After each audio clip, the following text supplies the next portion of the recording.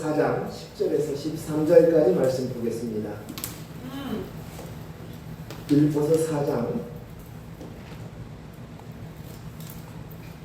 10절에서 13절까지입니다. 마이크 없이 그냥 녹음을 하는 거죠? 앞에 이렇게 볼 수 있도록 이 마이크 잭이 없다는 것을 생각지를 못하고 핸드폰을 갖고 있어요. 하세요. 네. 제가 더 힘있게 설교를 해야 될 것 같습니다. 빌립보서 4장 10절에서 13절까지 말씀 우리 교독하도록 하겠습니다. 내가 주 안에서 크게 기뻐함은 너희가 나를 생각하였던 것이 이제 다시 싹이 나미니 너희가 또한 이를 위하여 생각은 하였으나 기회가 없었느니라. 내가 공평함으로 말하는 것이 아니라 어떠한 형편에든지 나는 자족하기를 배웠느니 나는 비천에 처할 줄도 알고 풍부에 처할 줄도 알아. 모든 일 곧 배부름과 배고픔과 풍부와 궁핍에도 처할 줄 아는 일체의 비결을 배웠노라. 내게 능력 주시는 자 안에서 내게 모든 것을 할 수 있느니라. 아멘. 지난주 설교 제목이 무엇이었습니까? 영광이었습니다. 까먹는 것도 저한테는 은혜입니다. 또 얘기할 수 있으니까요. 지난주 설교 제목이 영광이었는데 하나님이 받으시는 영광은 무엇인가를 생각했습니다. 인본으로 내가 나야 하는 그 영광은 받지 않으신다는 것입니다. 세상 사람들은 영광 받는다라고 얘기하면 자기가 높아지고 많은 것을 가지고 유명해지고 인정을 받고 인기를 받고 칭찬을 받았을 때 영광을 받는다라고 생각합니다. 그런데 우리 기독교 안에서도 그동안 우리가 교회 안에서 보여지는 행태가 보면 똑같이 하나님의 영광을 위해서 산다라고 말을 하지만 내가 잘 믿어서 내가 좋은 열매를 맺어서 내가 좋은 결과를 만들어서 사람들에게 인정받고 유명해지면 사람의 인정이 내게 오면 그것이 바로 하나님께 영광을 돌린다. 내가 1등을 해서 하나님께 영광을 돌린다. 그 꼴등은 하나님의 영광이 아닌가? 이런 생각들을 갖고 있는 거예요. 이것은 결국 모양만 달랐을 뿐이지 세상 사람들과 기독교라는 하나님을 이용했을 뿐이지 그 모습들은 하나님의 영광과는 상관이 없습니다. 경건을 이익의 방도로 사용한 것과 다를 바 없는 것입니다. 오직 하나님께 영광은 내 속에 예수 그리스도의 영이 계신 것입니다. 그분이 성령 되신 그분과 내가 연합되어 그리스도의 영으로 나입니다로 새로운 피조물을 이루는 것. 하나님의 창조의 완성이 내 안에서 비로소 이루어졌을 때 이것을 통해서 하나님께서는 보기에 심히 좋았더라고 말씀하시며 영광 받으신다고 하였습니다. 내 속에 하나님의 영 성령이 주인 되시고 머리 되고 그리고 우리가 성전이 되어서 성령이 거하는 전이 되어서 온전한 성전이 되었고 교회가 되므로 이제 창조의 완성을 통해서 내가 그리스도의 영이 나입니다. 그리고 고백할 때 하나님 영광 받으시고 찬송과 예배를 받으십니다. 하지만 이것이 잘 되지 못합니다. 그것이 솔직한 우리의 고백입니다. 그것은 다른 이유가 없습니다. 우리 속에 내가 죽고 주님이 사는 이 십자가의 훈련을 게을리하기 때문입니다. 사람을 향해 그 십자가의 훈련을 게을리하게 되면 나도 모르는 사이에 우리의 눈과 시야와 마음 세상을 향하게 됩니다. 그리고 세상을 향해서 뀨뀨거립니다. 비굴해집니다. 그리고 세상 사람들과 함께 비교합니다. 그러면 비교하면서 생겨나는 우리의 마음이 탐심입니다. 만족하지 못하고 불안한 마음과 염려하는 마음, 근심하는 마음, 불만족스러운 마음들이 나오게 됩니다. 그래서 오늘 저와 여러분이 오늘 말씀의 주제로 삼는 것은 만족입니다. 만족에 대해서 좀 더 깊이 생각해 보기를 원합니다. 이 생각과 개념이 분명해지고 이해가 되어지고 납득이 되어지는 순간 우리는 보다 더 선명한 모습들을 보여줄 수 있습니다. 그리고 하나님의 나라의 삶을 누릴 수 있게 되어지는 줄로 믿습니다.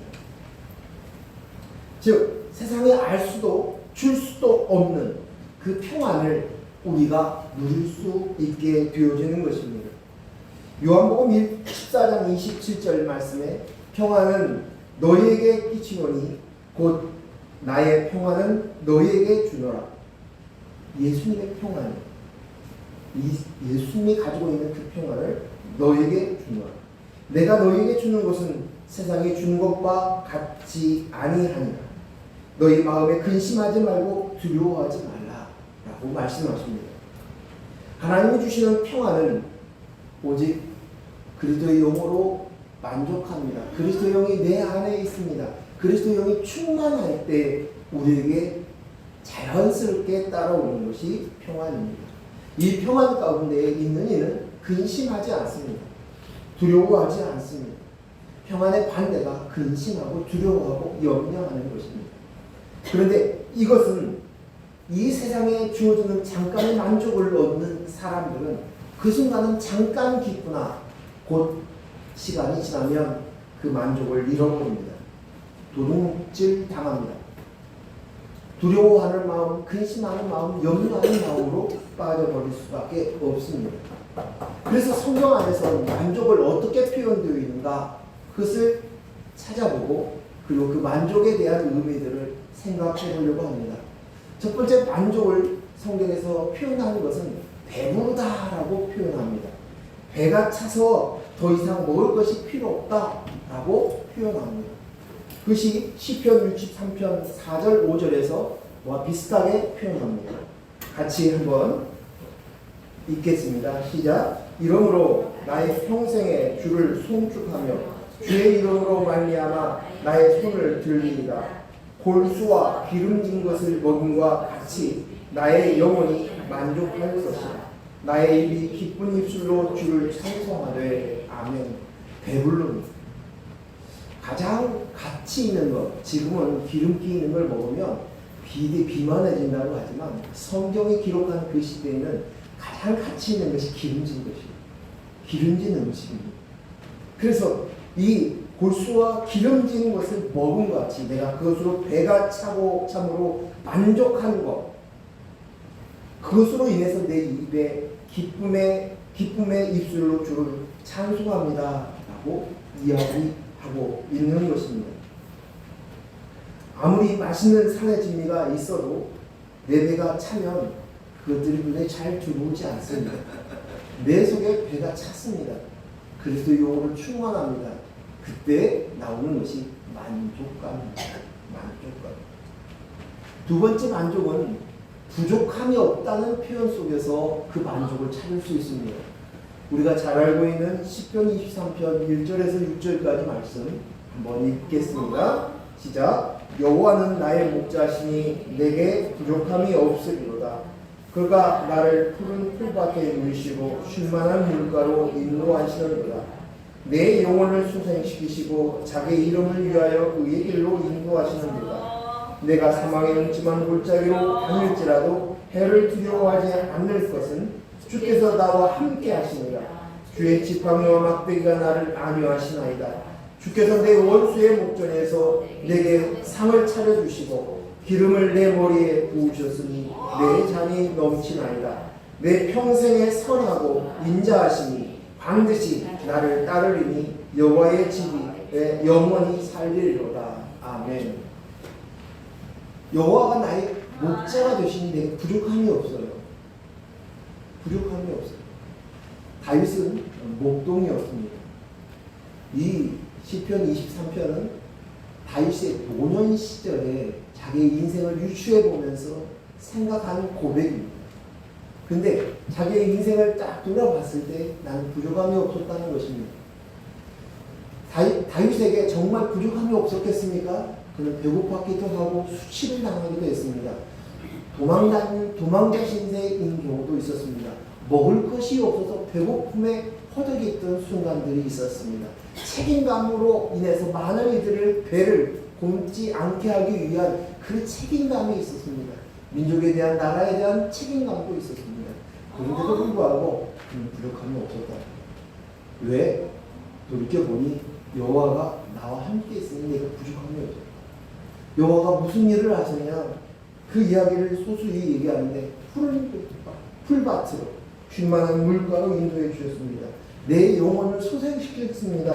의의 길로 인도해 주셨습니다. 또 사망의 음침한 골짜기를 다닐지라도 우리가 생각하기를 사망한 음침한 골짜기는 아예 주와 함께 계시면 안 가는 것으로 생각이 되어지지만 아닙니다. 예수를 믿고 하나님을 따르는 제자가 되었어도 우리는 여전히 사망의 음침한 골짜기를 누구나 다 다닙니다. 근데 그 사망의 음침한 골짜기를 다닐지라도 해를 두려워하지 않습니다. 왜요? 주께서 나와 함께 하시기 때문입니다. 주께서 나와 함께 하시기 때문입니다. 주의 지팡이와 막대기가 나를 안위하십니다. 주께서 내 원수의 목전에서 내게 상을 주셨습니다. 기름을 내 머리에 성령의 기름을 부어주셨어요. 그래서 이제는 내가 내 잔이 넘칩니다. 부족함이 없습니다. 그리고 내 평생에 선하고 인자하신 반드시 나를 따르려는 여호와의 집에 영원히 산다는 것입니다. 여호와의 집에 살고 있으니 이제는 더 이상 부족함이 없다. 만족이라고 표현하고 있습니다. 내 머리가 그리스도이십니다. 나는 흙입니다. 나는 그릇입니다. 그리고 나는 양입니다. 할 때 이제는 부족함이 없습니다. 그분이 목자이시니까요. 그분이 나의 주인이시니까요. 만족입니다. 라고 표현한 것입니다. 시편 17편 14절 15절 말씀도 한번 같이 읽겠습니다. 같이 읽습니다. 시작. 여호와여 이 세상에 살고 있는 동안 그들의 불빛을 받을 사람들에게 주의 손으로 나를 도와소서. 그들을 주의 제물로 배를 채우고 자녀를 만족하고 그들의 남은 산업을 그들의 어린 아이들에게 물려주나이다. 나는 의로운 중에 주의 얼굴을 배우니 깰 때에 주의 형상으로 만족하리이다. 아멘. 이 세상 사람들은 이 세상이 전부입니다. 그래서 그들은 이 세상의 분깃으로 목적을 두기 때문에 그것을 악착같이 취하여서 그것으로 인해서 만족을 얻으려고 합니다. 그리고 그가 모은 재산을 자녀에게 물려주는 거예요. 유산을 물려주는 거예요. 그것으로 다라는 거예요. 끝이라는 거예요. 끝! 그러나 나는 영생이 있다는 것입니다. 나는 그것이 나의 복은 영생이고 하나님이시라고 이야기합니다. 하나님이 내 복입니다. 하나님의 얼굴을 보니 내가 만족합니다. 주의 형상으로 만족합니다. 라고 얘기합니다. 형상이 무엇입니까? 하나님이 말씀하신 내 모양과 형상으로 지었다 라고 우리를 향해서 말씀하시는 그 형상은 성령이 그리스도의 영이 내 안에 들어와져서 하나님과 동일하게 본질적으로 같아지는 모습들이 이야기하는 것입니다. 그것이 바로 형상이에요. 형상. 그 형상으로 되었으므로 내가 이제 부족함이 없습니다. 내게 이제 더 바랄 것이 없습니다. 만족입니다. 라고 이야기하고 있는 것입니다. 다른 성경들을 조금만 더 찾아보도록 하겠습니다. 시편 107편 9절 말씀 읽겠습니다. 시작. 그가 사모하는 영혼에게 만족을 주시며 줄인 영혼에게 좋은 것으로 채우심이로다. 이 말씀을 표준 세번역에는 이렇게 표현되었습니다. 주께서 목마른 사람에게 물을 실컷 마시게 하시고 배고픈 사람에게 좋은 음식을 마음껏 먹게 하신다. 이렇게 표현되어 있습니다. 즉 다시 말해서 하나님께서 우리에게 먹이시고 입히심으로 인해서 더 이상 배고프지도 더 이상 목마르지도 않다라고 이야기합니다. 그래서 만족이다. 만족이다. 이사야 44장 3절 말씀도 읽겠습니다. 시작. 나는 목마른 자에게 물을 주며 마른 땅에 시내가 크게 흐르게 하며 나의 영을 내 자손에게 나의 복을 내 후손에게 부어주리라. 나의 영을 누구에게? 내 자손. 나의 복을 내 후손에게 부어주리라 라고 말씀하십니다. 놀라운 말씀입니다. 우리가 가지고 있는 복의 균형이 물질의 균형과 어떤 눈에 보여지는 어떤 열매 반짝반짝 빛나는 거, 사람들이 부러워하는 거, 그것으로 태워져 있는데 그런 생각들이 있는데 너의 복은 뭐예요? 내 영을 내 자손에게 주었지. 말씀입니다. 이사야 55장 1절 말씀도 있습니다. 시작. 오라 너희 모든 목마른 자들아 물러나오라. 돈 없는 자도 오라. 너희가 와서 사 먹되 돈 없이 값없이 와서 포도주와 젖을 사라. 아멘. 태양을 돈을 주고 산다면 얼마이겠습니까? 공기에 이 산소가 필요한 우리한테 이것을 돈을 주고 사라면 어떻게 하겠습니까? 만약 우리가 우리의 죗값을 치른다고 하면 우리가 얼마를 치를 수 있겠습니까? 도저히 불가능합니다. 그런데 그 불가능한 것은 하나님이 다 주십니다. 우리의 죗값을 치르기 위해서 예수 그리스도께서 이 땅에 오셨습니다. 그분이 내가 되셔서 내 죗값을 치르셨습니다. 십자가의 죽으심으로 피값으로 치르셨습니다. 그래서 이제는 너희가 그 세상에 가지고 있는 그것으로 인해서 너희가 만족을 취할 수 있는 자가 아니라 오직 예수 그리스도만이 너의 목마름의 그 갈증을, 영원히 목마른 그 갈증을 해소해 주겠다. 생수의 강이 흘러 넘치게 했다. 예수만이 너의 만족이라고 말씀하십니다. 이사야서 58장 11절 말씀도 읽겠습니다. 여호와가 너를 항상 인도하여 메마른 곳에서도 내 영혼을 만족하게 하며 내 뼈를 견고하게 하리니 너는 물된 동산 같겠고 물이 끊어지지 아니하는 샘 같을 것이라. 아멘. 여호와만이 만족이라는 것이, 여호와만이 샘이라는 것이, 우리가 우리의 인생을 광야의 길로 비유합니다. 메마른 길을 갑니다. 그런데 내 영혼은 그 메마른 곳에서도 만족하게 하시는 이가 하나님 여호와시다 라고 말씀하십니다. 이것이 아니면 만족할 수가 없는 것이, 하나님이 아니면 우리는 본질 자체가 만족할 수 없는 존재라는 거예요. 내 안에 그리스도의 영, 하나님의 영, 성령이 내 안에서 충만하지 않으면 우리는 만족할 수 없는 존재다라고 말씀하시고 있습니다. 우리가 가지고 있는 어떤 사람에게 가지고 있는 건강으로도 물질로도 어떤 것으로도 만족할 수 없습니다. 그것을 이야기하고 있는 것이 전도서의 말씀입니다. 한번 보겠습니다. 전도서 5장 10절 말씀 읽습니다. 시작. 은을 사랑하는 자는 은으로 만족하지 못하고 풍요를 사랑하는 자는 소주로 만족하지 아니하니 이것도 헛되다. 아멘. 헛되다. 아무리 많은 은이 있다 할지라도 만족을 줄 수 없습니다. 아무리 많은 재물을 가지고 있어도 만족이 있을 수 없습니다. 세상에 이런 일이 보니까 각가지 막 인형을 모은 사람도 있고 피규어를 모은 사람도 있고 또 예전에 지나간 물건들 하다못해 그 먹었던 과자 봉투를라든지 이런 것까지 막 모으는 사람들이 있어요. 어떤 사람은 10원짜리 동전만 막 모으는 사람이 있어요. 다양한 사람들이 나와. 세상에 이런 일이 나와. 근데 그것을 차고 아무리 채워도 그것으로 보면서 만족이 안 쳐요. 끊임없이 수집하는 거예요. 오늘 우리는 재물로 만족할 수 없습니다. 은으로도 많은 소유로도 채워줄 수 없는 이것은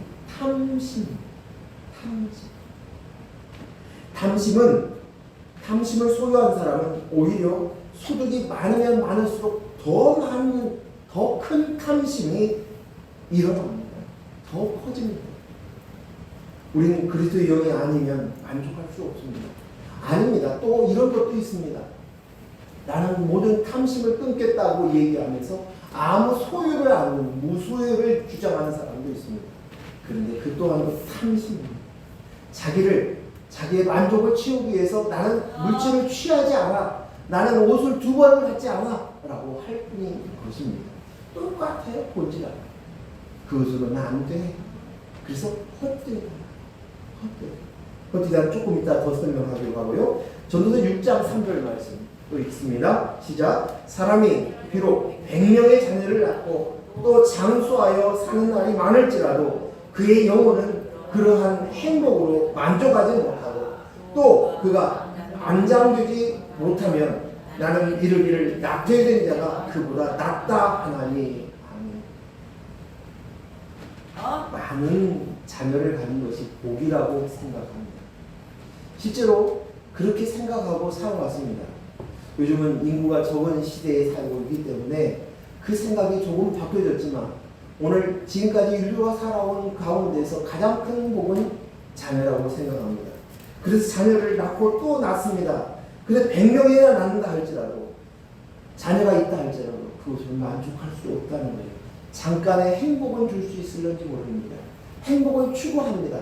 하지만 그것이 아니라는 것이죠. 그것으로는 가질 수 없는 것이다. 오히려 그런 심령 안에 그리스도의 영으로 나옵니다. 이 안장되지 않는다면 방금 죽어서 낙태하여서 금방 엄마 뱃속에서 죽은 아이보다도 못하다는 것이에요. 그것이 더 낫다는 것이에요. 이것은 바로 헛되다는 것입니다.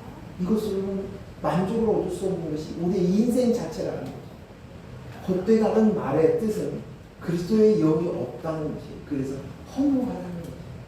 흡족하지 않다는 거예요. 만족하지 않다는 거예요.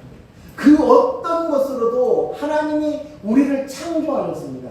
근데 창조하시되 하나님께서 우리를 만드신 자체가 그것으로는 만족할 수 없도록 흡족하지 못하도록 흡족할 수 없게 만들었다는 것이에요.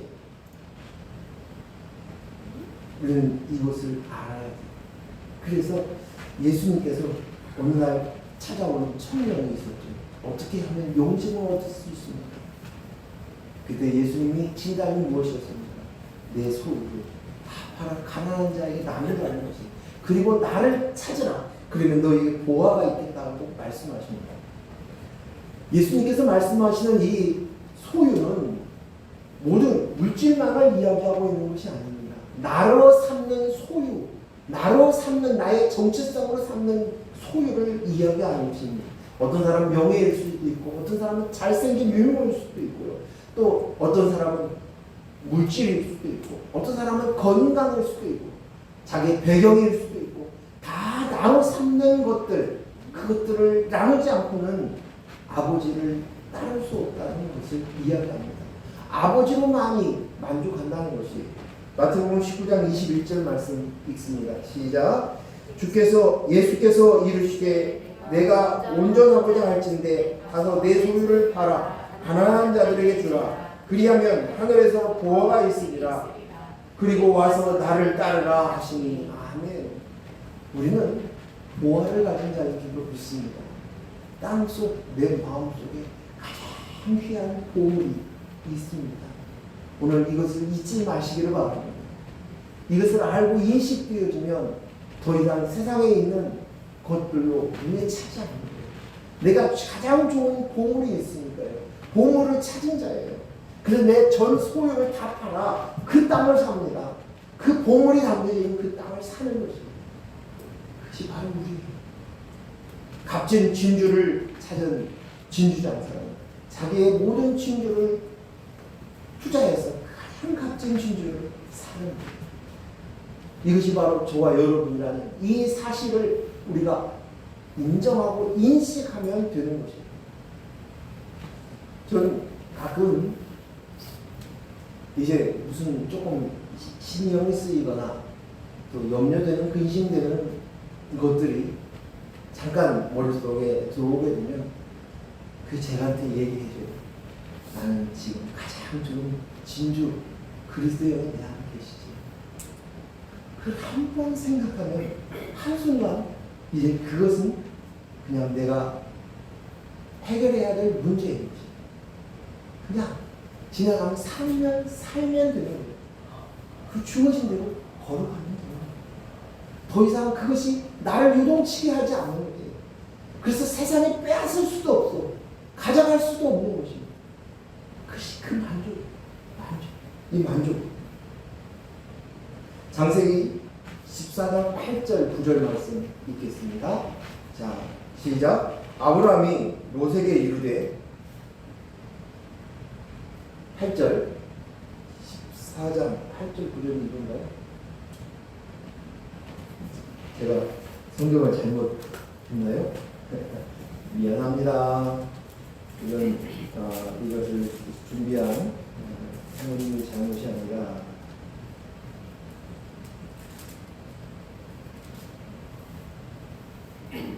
13장입니다. 14장이 아니라 13장 8절 9절입니다.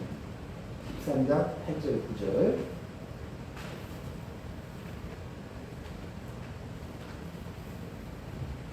죄송합니다. 8절 9절 말씀 읽습니다. 아브라함이 롯에게 이르되 우리는 한 가족이라 나나 너나 내 목자나 내 목자나 서로 다투지게 하지 말자. 내 앞에 온 땅에 있지 아니하냐. 나를 떠나가라. 내가 좌하면 우하고 내가 우하면 나는 좌하리라. 아멘. 무슨 장면입니까? 아브라함과 롯이 재산이 많아지자 그 목자들이 서로가 다툽니다. 그러자 아브라함이 롯을 불러서 제안하는 것이에요. 우리가 같은 가족인데 다퉈서 되겠느냐? 우리가 이제 서로가 같이 살 수 없으니까 나누어서 간다. 자, 여기 네가 하고 있는 가운데서 내가 오른쪽을 선택하면 난 왼쪽으로 가고 네가 왼쪽을 선택하면 내가 오른쪽으로 갈게 라고 얘기합니다. 오늘 이 제안 앞에서 롯이 고민을 합니다. 어디가 좋을까? 그 고민의 기준은 뭡니까? 내 소유를 어떻게 하면 더 많이 가질 수 있을까? 내가 더 잘 살 수 있을까? 내가 좀 만족스럽고 흡족한 인생을 살까? 그런 고민 가운데서 좌우를 고민하다가 요단 쪽을 선택했습니다. 그리고 그쪽에는 소돔과 고모라 성이 있는 그 땅이었습니다. 눈에 보기에 좋은 것, 범직한 것, 먹음직한 것, 탐스러운 것, 그래서 선택하였습니다. 오늘 우리는 좌인가 우인가를 가지고 고민을 많이 합니다. 내가 왼쪽으로 가면 잘 될까 바를까? 잘 될까 바를까? 왼쪽으로 가면 바를까 오를까 고민합니다. 내가 손해보지 않을까? 그것을 위해서 밤새워 고민을 합니다. 우리는 좌로 우로 우리의 인생을 향해서 바라보고 있는데 오늘 아브라함의 선택은 좌도 아니고 우도 아니었습니다. 그가 선택한 것은 무엇입니까? 하나님입니다. 좌도 아니고 우도 아니고 하나님이었습니다. 하나님으로 만족하기 때문에 내 삶 속에서 좌로 가든지 우로 가든지 그것은 개념치 않은 것이었습니다. 그가 하나님으로 만족함을 느꼈었기 때문에 그에겐 더 이상 좌가 우가 중요하지 않습니다. 오늘 우리가 이제 그리스도의 영으로 납니다로 되어졌을 때 우리는 좌냐 우로 인해서 내 인생을 바꾸지 못합니다. 내 인생을 망하게 할 수도 없는 것입니다. 이미 우리는 하나님 나라의 유업을 이을 자로 세워져 있습니다. 다 가진 자입니다. 다 이룬 자입니다. 그렇기 때문에 좌우가 아닙니다. 이제 새롭게 모세를 이어서 새로운 지도자로 등극한 여호수아에게 하나님이 이야기하십니다. 너는 좌로나 우로나 치우치지 말고 가라고 얘기합니다. 뭘 얘기합니까? 주의 말씀대로 하나님 말씀대로 하나님의 뜻대로 하나님과 함께 가면 된다는 것입니다. 우리는 좌로나 우로나 치우침이 없이 하나님과 함께 가는 그리스도의 영으로 납니다. 하나님의 영으로 만나면 납니다. 내가 하나님 나라의 백성인가로 살아가야 된다는 것입니다. 오늘 자인과 우로인가를 그것으로 고민하였던 롯의 결과가 무엇입니까? 심판이었습니다. 망함이었습니다. 그것의 결과를 리얼하게 보여주는 것입니다. 이 결국은 네 인생을 위해서 선택한 거 결과는 이렇게 되는 거야 그래서 소돔과 고모라 성을 심판하는 장면을 자세하게 기록되어 놓은 것입니다. 우리의 모습들을 리얼하게 보여주는 것입니다. 우리는 십자가로 만족해, 그리스도의 합니다 로 만족해가 안 되면 만족감을 느끼려고 많이 애를 씁니다. 이 일에 훈련되지 않으면 오늘 우리는 또다시 초라함을 느끼게 될 것입니다. 그리고 또다시 뭘로 나를 흡족해야 할까? 그것으로 인해서 기웃기웃거립니다. 이런 욕심이 나는 것이 이게 뭐라고 그랬어요? 탐심입니다. 탐심. 그리고 그 탐심을 채우기 위해서 손발이 움직이기 시작합니다. 그것이 정욕입니다. 정욕이에요. 그래서 내가 나야 하는 이 인본은 바로 탐심과 정욕으로 가득 차게 되어집니다. 그 탐심이 나의 온 에너지를 빼앗아갑니다. 그래서 그 지정과 탐심의 노예가 되고 마는 것입니다. 그러니 하나님이 주시는 복음을 받아들일 수도 없습니다. 깨쳐줄 수도 없습니다. 그것으로 인해서 실감을 느끼지 못하는 것입니다. 여러분 안에 어떠한 욕구나 바람이나 소원이 아직도 내 속에 남아있으면 복음을 아주 실제적으로 느끼지 못해요. 막연하게 느껴집니다. 저는 그 이야기를 많이 듣습니다. 목사님 말씀은 맞습니다. 근데 그것이 본질이고 그것이 맞는다는 것은 알겠는데 그 말씀이 막연합니다 라고 표현해요. 현실감이 떨어진다는 얘기예요. 왜 그렇습니까? 내 안에 욕망이 있는 거예요. 바람이 있는 거예요. 소원하는 것들이 아직도 꿈틀꿈틀 있는 거예요. 그래서 그쪽에 에너지가 가니까 이 복음에 대해서 말씀들을 머릿속으로는 이해할 것 같은데 실감이 안 나는 거예요. 젊은 친구들이 이 복음 안에 들어오는 것이 쉽지 않다고 생각이 되어집니다. 왜 그렇습니까? 머리로는 그래요 알겠어요 하는데 현실감을 못 느끼는 거예요. 이 복음이 실제라는 사실들을 느끼지 못해요. 자기 것으로 소유하지 못해요. 왜 그렇습니까? 그 안에 욕망이 있고 탐심이 남아있는 거예요. 내가 무엇인가를 이루고자 하는 그런 바람들이 있는 거예요. 내가 이 세상에서 뭔가 해야지, 뭔가 이루어야지, 뭔가 가져야지 하고 싶은, 자기가 가지고 싶은 보석이 있는 거예요. 그것 때문에 실감을 못하는 거예요. 그래서 그들이 스스로 다 해보고 알고 깨달을 때까지 기다리라. 이렇게 충고할 수도 있습니다. 오늘 우리는 이 부분에 대해서 우리가 만족해 이것을 느끼지 못하는 그것은 이 십자가 훈련을 못한 것 때문인데 이 십자가의 훈련으로 가지 못하게 방해하는 이 탐심, 이 정욕이 어디가 있는가? 내 에너지를 자꾸 뺏어가는 그것이 무엇인가? 한번 냉정하게 봐야 돼요. 냉정하게 봐야 돼요. 이것이 채워지지 않으면 이것이 자꾸만 그것을 나를 끌고 가기 때문에 어떤 사람은 어렸을 때부터 가난하게 삶으로 인해서 물질에 대한 욕구가 있을 수도 있어요. 그래서 평소에 그 물질에 대한 욕구 때문에 복음에 대한 이야기들을 알아 끄덕끄덕 하는데 선이 있어요. 여기 선까지 가는 거예요. 여기를 뛰어넘지 못하는 거예요. 알아듣지 못하는 거예요. 복음이 와도 자유하지 못하고 붙잡혀 있는 경우들이 있는 것입니다. 에너지가 물질에 가는 것이고 학업의 욕구에 있는 사람들도 마찬가지입니다. 나 못 배웠어. 이게 한인 거예요. 그래서 이것이 채워지기까지 계속적으로 그 욕구가 나오는 거예요. 그러면 어떻게 해야 합니까? 과감하게 시도해보세요. 시도해보세요. 근데 나이 먹은 사람들이 좋은 지혜는 뭐냐면 근데 그것을 채운들 그것을 만족이 없다는 것을 우리는 인생을 살아오면서 경험으로 그것이 체득이 되어져 있어요. 근데 아직 나이가 중년의 나이가 들어서도 아직도 그 채워지지 못한 그것들이 아직도 남아있으면 어떻게 합니까? 노력해서 채워야죠. 시도해봐야죠. 그렇게 해야죠. 그래서 결국은 뭐냐? 그것을 내가 과감하게 시도해서 채워보든지 아니면 내 스스로가 그것을 깨달아서 가르쳐서 내 속에 있는 것을 가르치고 또 간접 경험을 통해서 깨달아야 아는 거죠. 이것으로 인해서 해결함이 있어요. 이 해결되는 부분들이 있어요.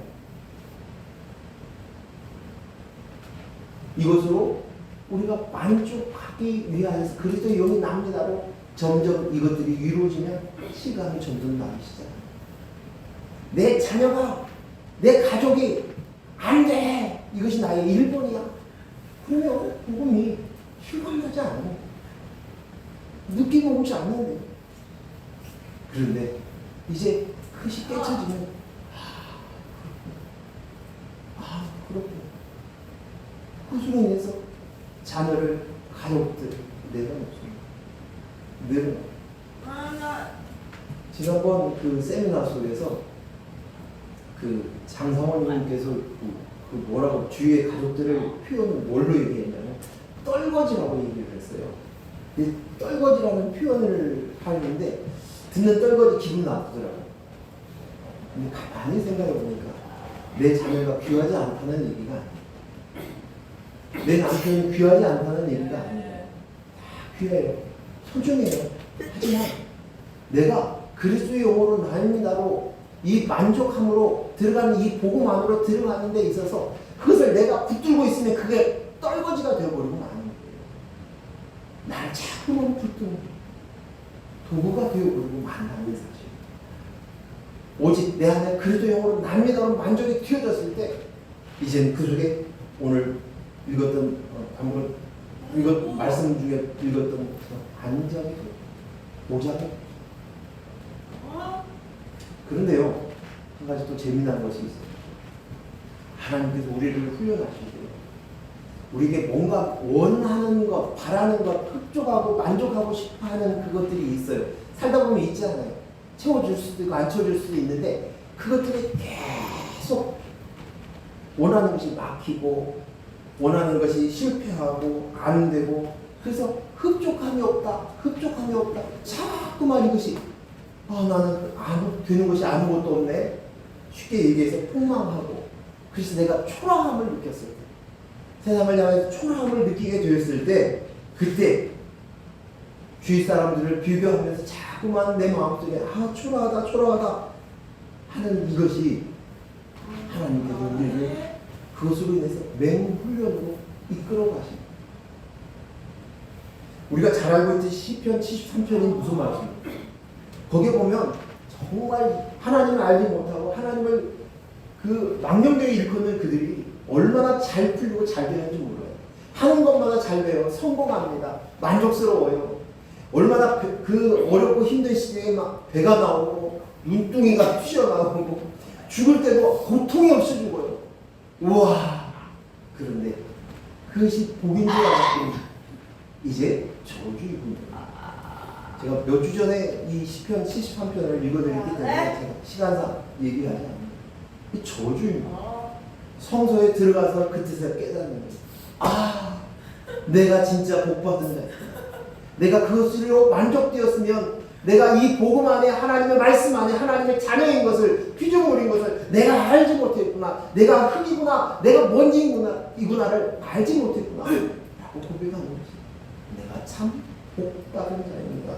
이렇게 가시는 야고보서 1장 14절 15절 말씀을 읽겠습니다. 같이 읽습니다. 시작. 오직 각 사람이 시험을 받은 것은 자기 욕심에 끌려 미혹되니 욕심이 잉태한 즉 죄를 낳고 죄가 장성한 즉 사망을 낳습니다. 아멘. 우리는 시험을 생각할 때 두 가지 단어가 있어요. 하나는 테스트라는 단어고 하나는 템프테이션, 유혹이라는 단어로 씁니다. 근데 시험이라는 단어가 이렇게 되어지는 거죠. 근데 야고보서의 말씀 속에서 하나님은 시험 받는 분이 아니시라는 거예요. 유혹받지 않는다는 거예요. 그런데 오늘 우리는 여기에 보니까 시험을 받는데요. 자기 욕심에 끌려 미혹이 된대요. 자기 욕심에 끌려 미혹이 된대요. 자기 욕심. 우리가 이 시험을 보면 외부적인 원인과 내부적인 원인을 찾아볼 수가 있어요. 외부적인 원인은 어떠한 고난이 오고 어떤 유형적인 어려움들이 왔을 때 외부적인 그런 시험, 고난을 올 수 있습니다.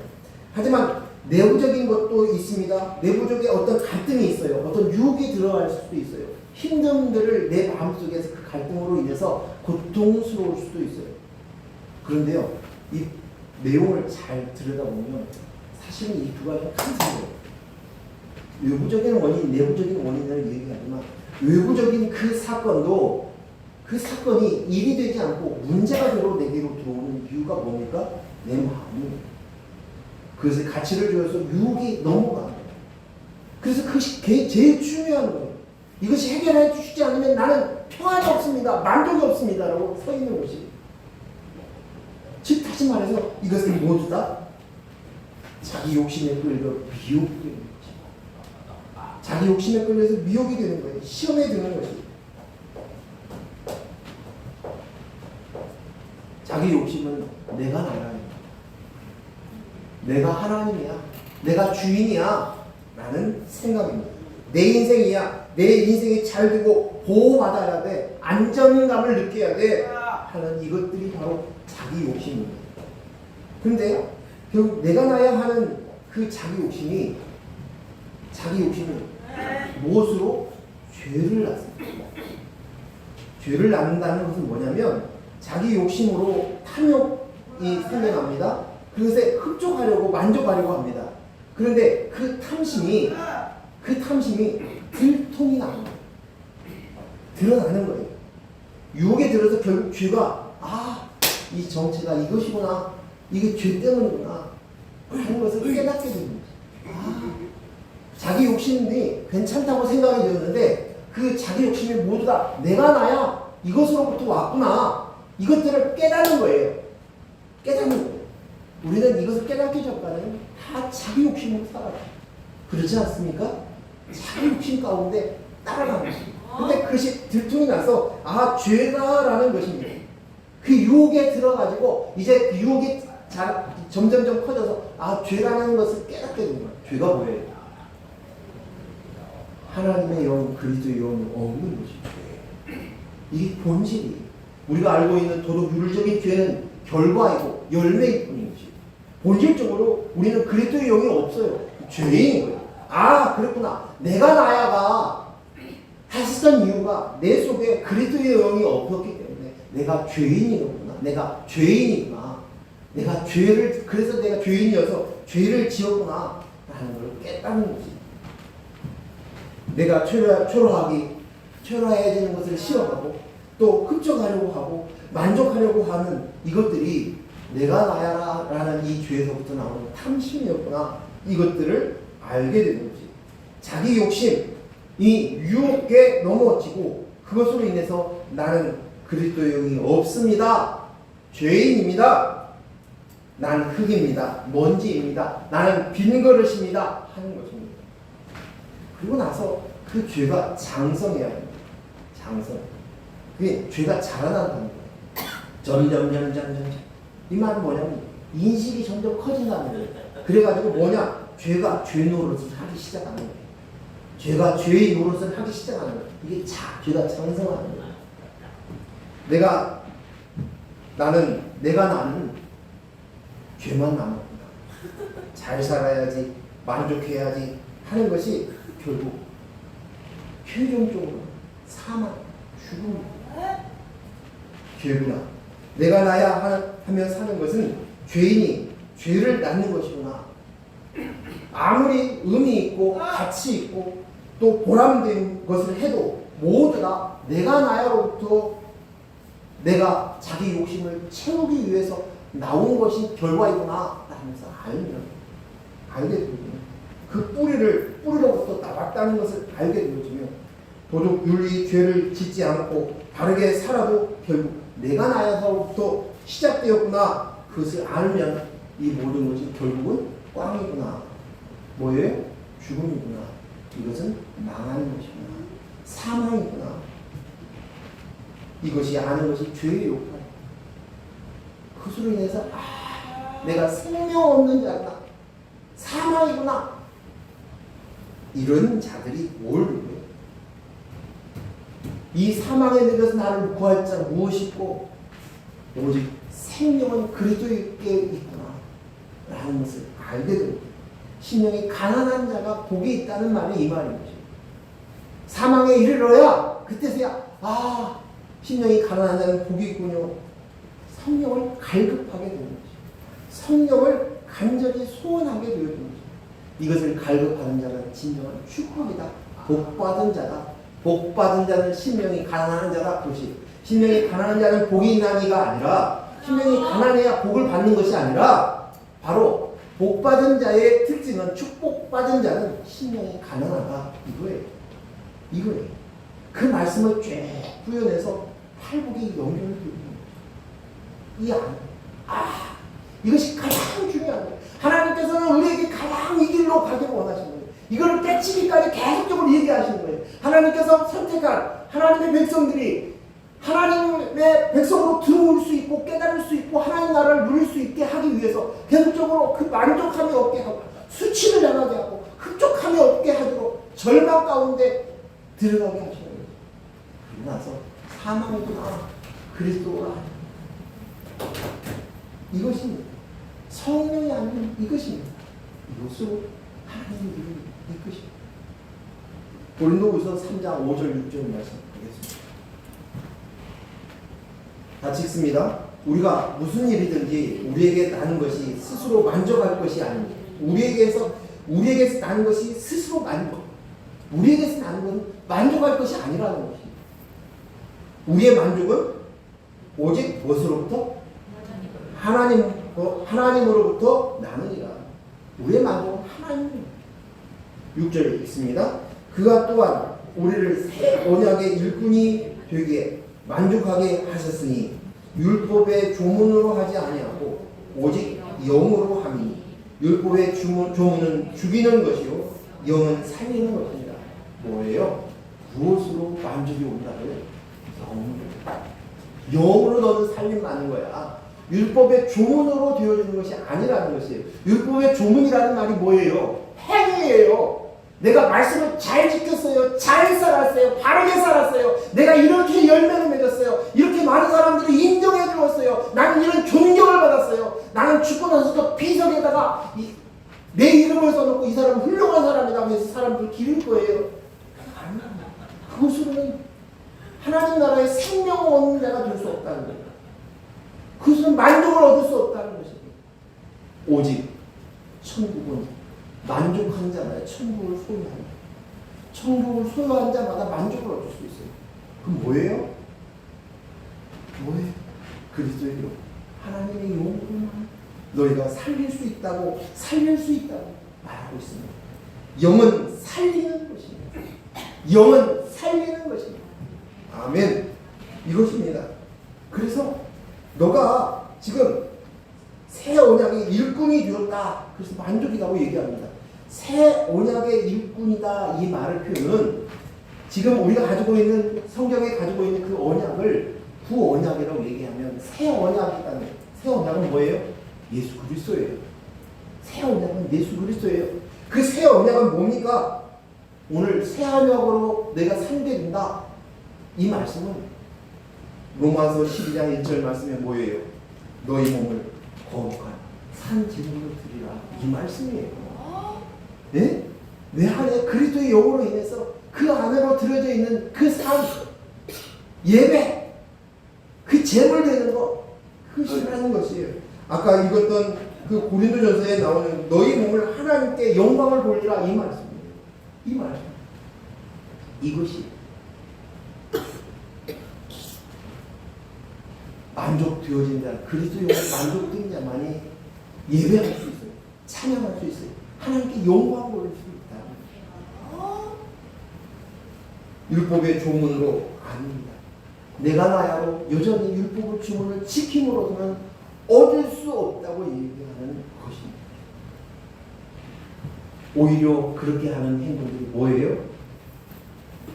경건을 자신의 이익의 방으로 이용해 먹는 거예요. 이용해 먹는 거예요. 응? 이용해 먹는 거예요. 사람들은 이용해 먹잖아. 내가 말이야, 내가 말이야. 너희 아버지하고 우리 집이 어떤 가문인 줄 알아? 뭐야? 다 이용해 먹잖아요. 그죠? 세상 사람들은 나를 지키기 위해서, 나를 드러내기 위해서, 나의 인정을 받기 위해서 그래요. 근데 그리스도 안에서도 율법을 지킴으로 인해서 경건을 자기의 이익의 방도로 사용해 먹는 거예요.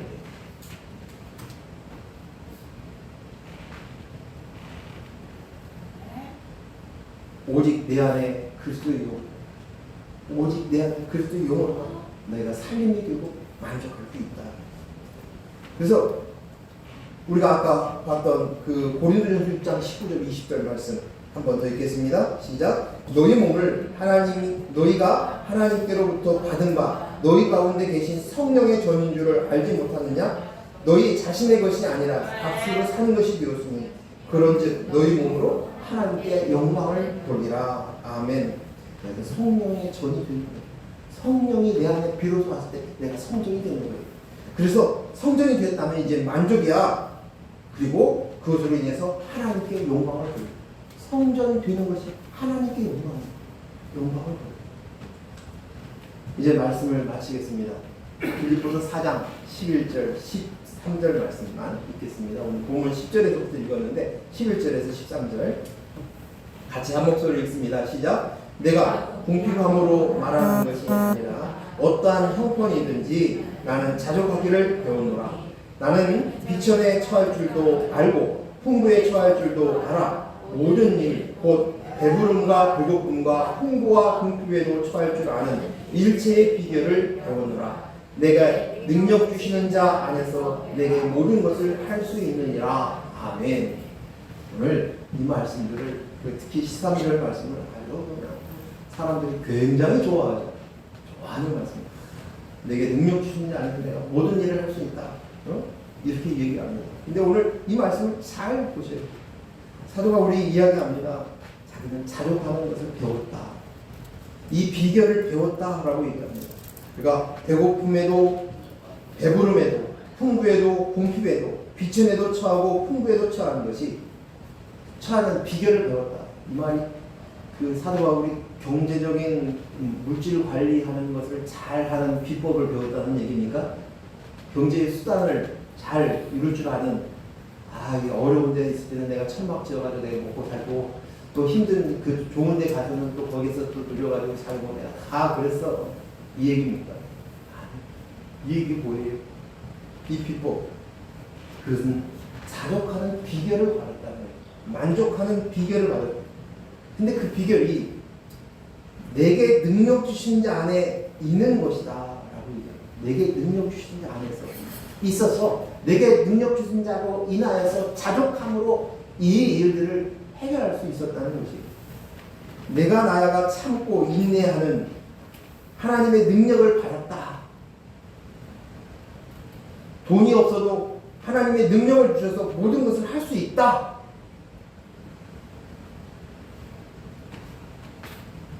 이것이 맞습니까? 아니, 이렇게 해석해요. 아니, 이것은 오늘 이 말씀이 무엇이라고 얘기합니까? 그것은 그리스도의 영, 하나님의 영, 성령이 내 안에 계시니 그것으로 만족하게 되어서 이 땅에서 어떤 일, 어떤 상황, 어떤 문제 속에서도 감당할 수 있는 자가 되었다 이 말입니다. 이게 자족하는 비밀이에요. 자족하는 그 만족하는 이 비법이 내가 처음에는 몰랐어 나도. 근데 이걸 터득했어, 배워갔어, 알았어 라고 얘기하는 것이에요. 그 안에 그 내가 스스로 나도 내가 습죽해, 내가 만족해, 나는 이제 초라하기 싫어, 나는 사람들 앞에 그런 취급받고 나를 무시당하는 거 싫어, 난 절대 그렇지 않아, 난 자존심이 강한 사람이야 이렇게 했는데 내가 그리스도의 영이 남는 것들은 자존심이 없는 거예요. 스스로 내가 나야가 있는 사람들은 자존이 있는 거예요. 그래서 자존심이 있는 거예요. 그리고 또 그 자존을 높이기 위해 자존감이 높이는 방법들을 취하기 시작하는 거예요. 그것을 할 필요가 없어요. 내 안에 그리스도 이제는 만족하는 거죠. 그래서 영과 연합되는 내가 되는 것이죠.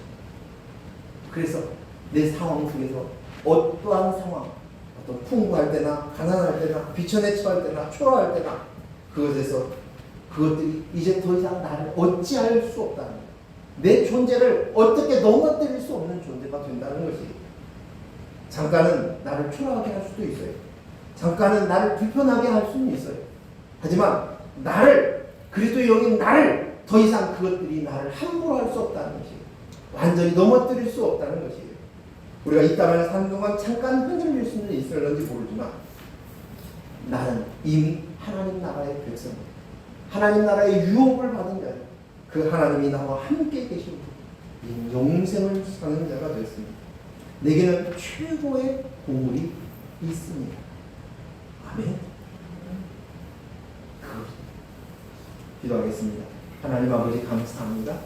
오늘 주신 말씀들을 다시금 곱씹고 생각하고 점점 더 알아갈 수 있도록 허락하여 주시옵소서. 내 속에서 자꾸만 탐심이 나옵니다. 내가 나야 나를 지키려고 내가 잘되게 하기 위해서 내 자녀를 흔듭니다. 심지어 내 욕망이 꺾이지 않으면 내 자녀에게까지도 자기를 대신하여서 그 만족을 채우려고 달려듭니다. 하지만 이것들이 결국 만족을 줄 수 없다는 사실들을 우리가 각인되게 하여 주시옵소서. 각성하게 하여 주시옵소서. 주님 아버지 하나님, 이것들이 자꾸만 내 에너지를 뽑아갑니다. 내가 복음이 실제로 못 느끼게 하고 현실감이 없다고 막연하다고 이야기합니다. 그런데 오늘 이것들을 그것으로 아무것도 할 수 없다는 것, 헛되고 헛되도다 라고 고백했던 전도서의 그 말씀들을 인식하게 하여 주시옵기를 원합니다. 그러므로 말미암아 내 속에 그리스도의 영이 납니다로 채워지고 만족되어서 이 십자가의 훈련을 통해서 내가 죽고 주님이 사고 그분이 내 머리이고 그분이 나의 전부이고 주인이 산 사실들을 알아가는 성전된 삶으로 살아가게 하여 주시옵소서. 예수님의 이름으로 기도했습니다. 아멘.